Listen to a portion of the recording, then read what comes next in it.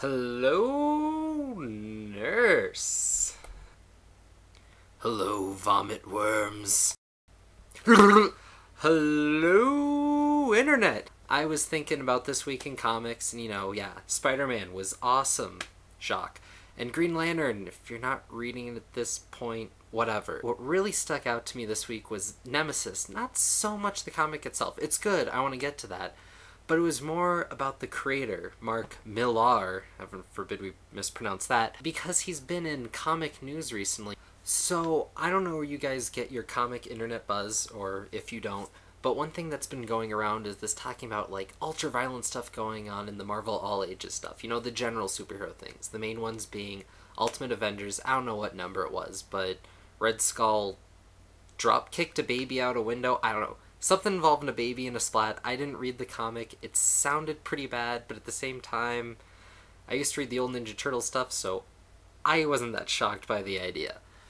And then there was something with Bendis where Bullseye, dressed as Hawkeye, dropped the Sentry's blonde wife out a helicarrier and made a sexual noise while dropping her out, which fits the new rendition of Bullseye from what I could understand. And all this ultra-violent stuff has been going around, and Millar's been at the forefront of that. In these all-ages comics, I see where people have a complaint. I mean, if you're dropping babies out windows and it's fairly explicit, there should be something on the cover.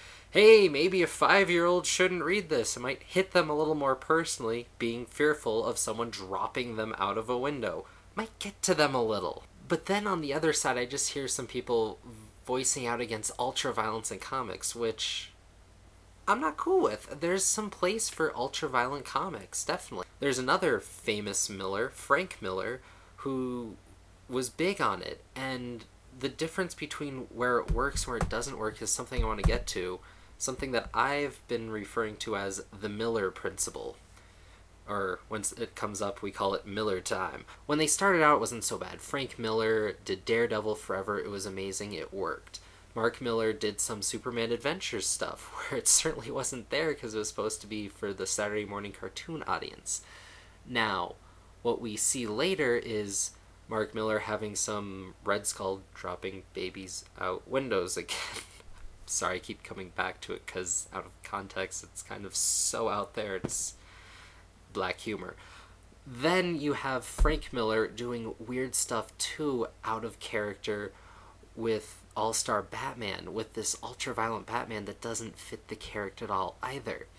Which is funny to me because these guys are good writers when they're writing their own stuff, or when they have an editorial mandate, when their name hasn't gotten so big, when they don't have the Millar title there, and editors are like, oh, whatever, they sell books, I don't need to worry about the content or how people are going to react.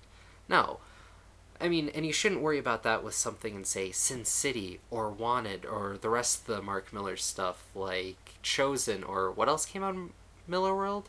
Nothing, because he never got it released. I don't know why.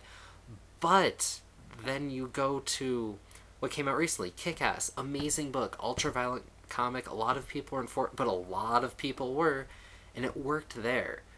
And now you have Nemesis, and it's working there too. But it's because you're dealing with these new characters, you're dealing with these people where you have a comic where the expectation for that sort of violence is okay, because you should only have people who are ready to read that sort of story picking it up. You don't have someone looking for a good old Captain America comic and then seeing stuff that, frankly, they were not expecting to be in a comic book. Now, with all that said, I should just kind of talk about Nemesis all for this week.